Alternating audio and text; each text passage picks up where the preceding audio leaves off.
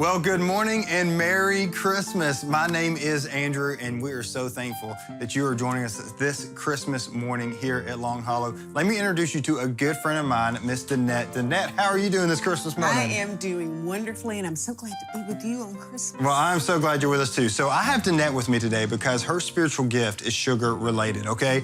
So growing up, my favorite dessert were the Little Debbie Christmas tree cakes. And Danette, I believe you have something really special in store for us today. Well, I have a better version. Okay. So walk me through, what are we doing here? All right, first we got to make our cake layer. Okay, so we are making homemade Christmas tree cakes. Christmas tree cakes. Okay, sign me up for this. Okay, Yes, so okay. I got a bowl here. You got a bowl there, it's got a And what white, is this? white cake mix. White cake mix, okay. You're gonna add in, I'll add it if you want to stir. Now, how much? What is Okay, this? this is a cup of granulated sugar. Okay, cup of sugar. We got a cup of plain flour. Plain flour, okay. Now we're What gonna do you got add now? in, we have got 1 stick of butter melted. Okay, and how long do you have to melt this? Because I feel like every time I try to melt butter, it burns. That's a lot of... You do it about 15 seconds at a time. Okay. And if you want it to Yeah, melt, just dump it or... just pour it in. Okay, yes, Just ma'am. pour it in. All right, let me mix this all up here. Yeah. All right. Okay, so what's that you're about to put in next? This is a cup of sour cream. And I'm going to put that in there for you. Okay. And you start working it. This is a really thick dough. Oh, my goodness. And it'll get better after we put the eggs in. Okay. But you do not use a mixer on it because you want to be gentle with it. You don't want to toughen it up, okay? Now, Okay. Now we're going to add the eggs. Okay, so I need you to teach me the proper way to crack an egg because I tend to have like half the shell in whatever I'm baking. Okay, well, you got to crack it first. Okay. So tap it on the side of the bowl Tap, until tap. you get a crack. Okay. Okay. All right. Put your thumbs on either side. Oh, I did it the wrong way. Pull it straight apart, and you don't get any crumbs in there. Okay. Okay, We so can use to- after we mix this up, are we gonna put it in like a baking sheet or how do you bake this? Yes. We have to line a baking sheet. Let me show you. If this happens at home, because you do have to use a whisk on this, take a knife and work it out, and then go back in and keep mixing. Yeah, thanks. Okay, but for time's sake, we've sort of got something we can move. Hold on, I'm having fun. Oh, okay. Ooh, okay. And then you bake it. The magic of TV, y'all. Yes. Okay, so we have a lined cookie sheet. We have a line cookie sheet. And how This is long did you bake this? parchment paper. It baked for 12 minutes. 12 minutes, At 375. 12 minutes. Okay, now listen, I know that as you're opening presents this Christmas morning, you may be thinking, this is exactly the treat I want later on. So right now you can actually scan the QR code and you can have all the details of how you can make this yourself at home today as well. Okay. Now you're going to have to cut the Christmas trees from the cake. All right. Okay? Look. Ooh. Now you just press it with your thumbs. Like that? Yeah. All right. All right. I good got my place. trees cut out. All right. All right, so just so you know, I'm cheating here. I have an OG original Little Debbie Christmas tree cake as a template here that I'm gonna copy. Okay. All right, we're going to pipe in our filling. All right, what is this contraption? This is a piping bag. Okay. Okay? You just Okay. hold it like that. All right. And then you just take the spoon and you put this down in it. And then squeeze it. Okay, so what is there like a... You know, I would particular just way I need do to do an this? outline around it. There we go. There you go. Ooh. Perfect. I got a air bubble, I felt it. Okay, good. Now, you're going to top them with these. Oh, We're making a sandwich. double layer. Yeah. All right. All right, how's it look so far? Fantastic. Okay, what is my next step now? The next step is we're going to have to melt our melting chocolate and spoon it over. Awesome. Okay? Let's do that. Okay, so we just microwaved our, what do you call this again? Candy coating white chocolate. Some call it almond bark. Okay, Some and call how it white long chocolate. do you heat this up for? You have to do it in 30-second increments. You got to stir every time and make sure you're not burning it. Has to not burn it. Yes. Okay. So you want to be generous around the edges. Yes, All right, so I got this all covered. It's all covered. And now I get to do some decorating. Huh? Now you get to decorate. All right. Okay, so I'm gonna try to get as close as I possibly can to the original. So not too much green sugar. All right, go for it. Perfect. Okay, I feel good about that. Fabulous. All right, so what's next? I have my green All right. sprinkles. You got your green sprinkles. Now you got to put the little red design Here on. we go. Here we go. All right. Run the ribbon on it. All right. Ideally, you wait till the candy coating sets up. We ain't got you time don't for that. have to. That's I right. am That's hungry. right. If you're doing it at home, you can wait a minute or two. And if somebody doesn't have a piping bag like this at home, you brought this as well that they can pick up. Yes, Like a that's little called piping gel. that Piping they gel, sell. something you can use as well. All right, so am I ready to eat it? Or... You're ready to eat it. This is too soft to eat, but we did prepare some ahead of time. Okay. All right, so here we So go. now, throw down. Let's throw down, y'all. I get to taste test what we all grew up on versus what Miss Danette brought that we wish we had our whole life. All right, here we go.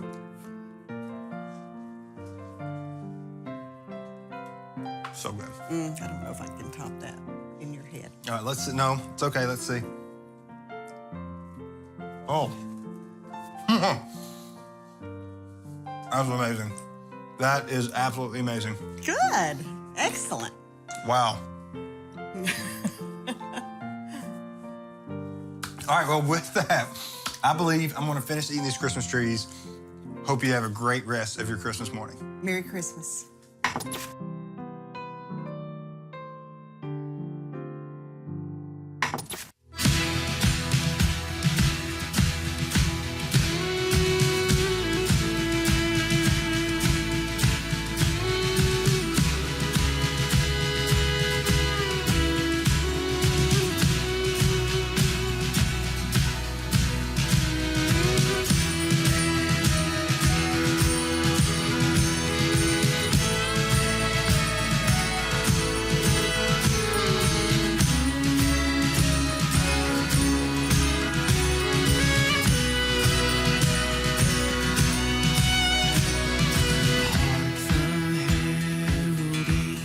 Sing glory to the newborn King, peace on earth and mercy mild, God and sinners reconciled.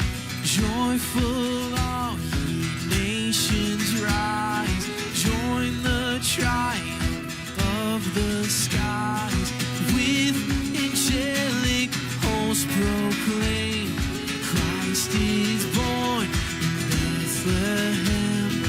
Hark the herald angels sing, glory to the newborn King.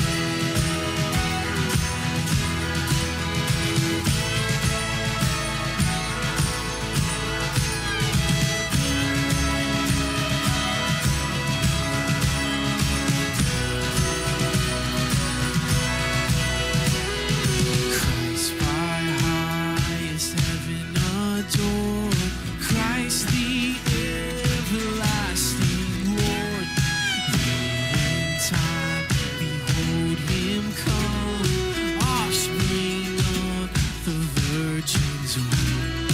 Veiled in flesh, the Godhead seen, hailed the incarnate deity, pleased as man with men to dwell. Jesus our Emmanuel. Hark the herald angels sing, glory to the newborn King. Oh, glory in the highest. Our God has come to save us. Emmanuel is with us. Oh, hail the heaven-born Prince of Peace.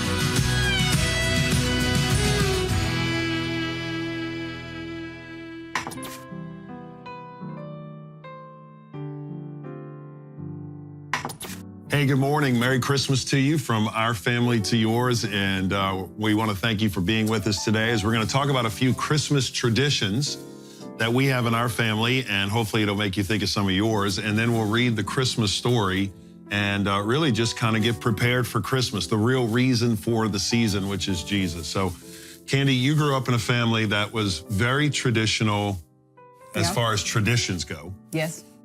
What are some of the traditions you grew up with? Which, Candy, is pretty militant that we continue those traditions on in the home today. Yes, because they're so fun. And I mean, well, I say first, let me militant, just but say you're Merry Christmas to excited about everybody. it, yeah. And I hope you've had a wonderful morning so far.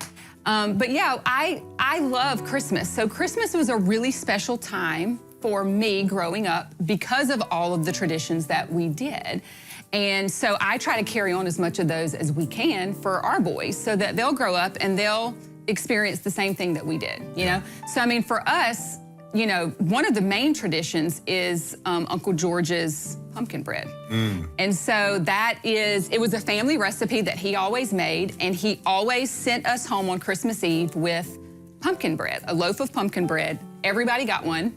And then we would eat it on Christmas morning for breakfast. And so I still make that today. I gift it to a lot of people, but that's what I try to make so that we have pumpkin bread to eat on Christmas morning. Now, do you give the recipe out? Because you've given our prized possession gumbo recipe for all the world to see. Well, prize Online, possession, but- honey, I don't know if I'd really say that. I mean, it's just easy gumbo. I mean, What I'm saying, is this like a family secret pumpkin no. recipe? Or would I'd you give this no, out to I would the totally church? give it out. Really? Okay. I think we've given it out to the church before, like in an email or something, a couple Really? years ago. Okay. Yeah, Do you eat the pumpkin bread with butter or not? I do with.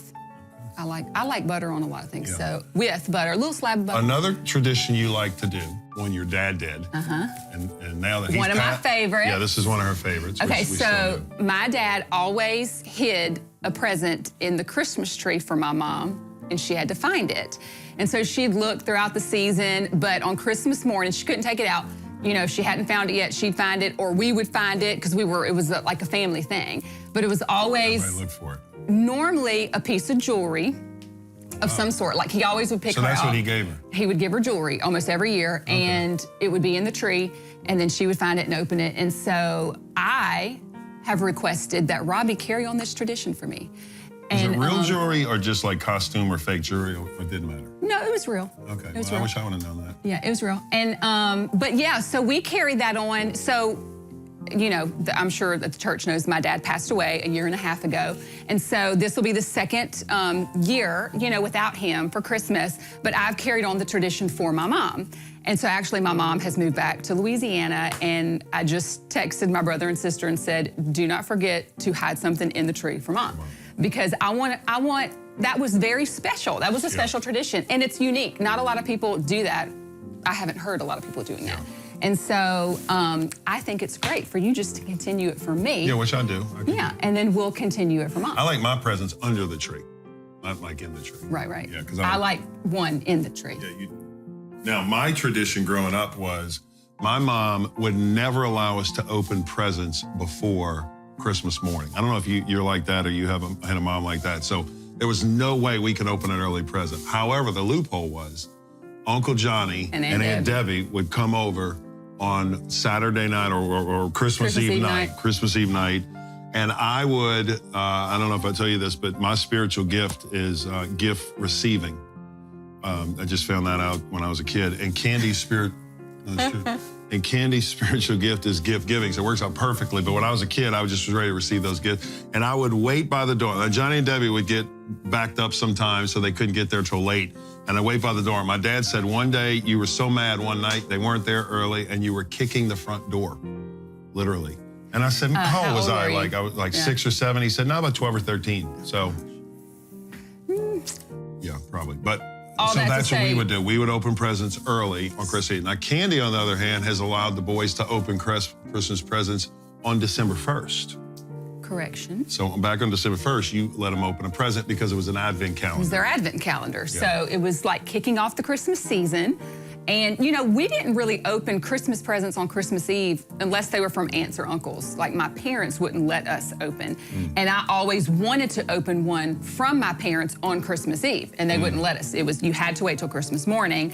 And so I actually let the boys open a present on Christmas Eve because I think it's fun. You have always let them open. I know. presents, Yeah, so that's a tradition. I mean, they open Yeah. one. And another tradition that we always did was the reading of the Christmas story. Yeah. You know, we always read the Christmas story. Daddy always read it to us. And we have, you know, we do the same exact thing with the boys. You know, sometimes we read it on Christmas Eve night, which is how I grew up doing it, in anticipation of going to bed and waking up on Christmas morning to celebrate Jesus. And so, but we've carried that on today, and I think we're gonna read that in a moment. Yeah. We'll read it in a moment. Yeah. And the thing about Christmas, obviously, we give gifts and we joke about the gifts and receiving gifts. But the reason the wise men brought the gifts was symbolic of the greatest gift ever given to us. For God so loved the world that he gave his son. And it's interesting, the word present, giving presents, actually also means present, as in being here and now in the moment. And I think the greatest gift we can give our family this Christmas is to be present with them, right? It's challenging for us that even though you're here, you may not be present. I was reading something recently about the life of Fred Rogers, Mr. Rogers, if you remember, who was a Protestant minister who thought he could reach the world through television and the kids. And someone asked him in an interview, which I thought was a cool insight. Someone said, "What's the most important thing in the world to you, Mr. Rogers, right now?" And he said, "The most important thing in the world to me is talking to you right now." And it just got me to think he was present, and that's what made him so impactful. So my challenge to you is, as you sit and listen to this story, let's be present and let's remember the greatest gift we have, which is the birth of Jesus Christ. We talked about this in a sermon a couple weeks ago, the incarnation of Christ, that God himself became man, wrapped himself in human flesh to come to earth. I mean, feel the weight of this. The creator becomes the created, right? The infinite becomes finite. The boundless becomes limited. It's really hard to wrap our minds around. But in Luke chapter 1, we see that Jesus is told about by the prophets, and now we're going to see the reality of it. So Luke chapter 2, verse 1, it says, "In those days a decree went out from Caesar Augustus that the whole empire should be registered. The first registration took place while Quirinius was governing Syria. So everyone went to be registered to his own town."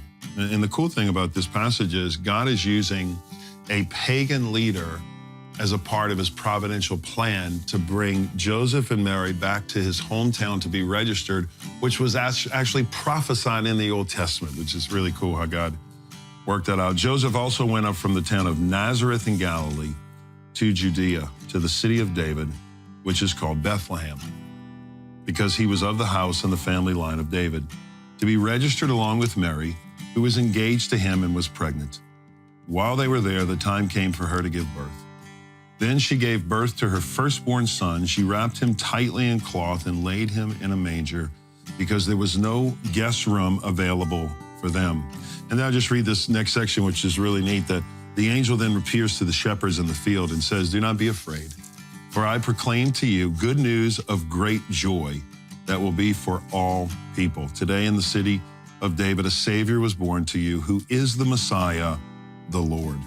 And so I think we have a lot to be thankful for, a lot to be joyous about today. And traditions, the reason we talked about them, it's important because it gives you something to look forward to every year. And while traditions are important, let us never forget the real reason that we gather. And it's not just the hope we have for Christmas, but it's the hope we have for eternity. And that's in God's Son, Jesus Christ. So from our family to yours, I hope you have a wonderful day. Merry Christmas to you.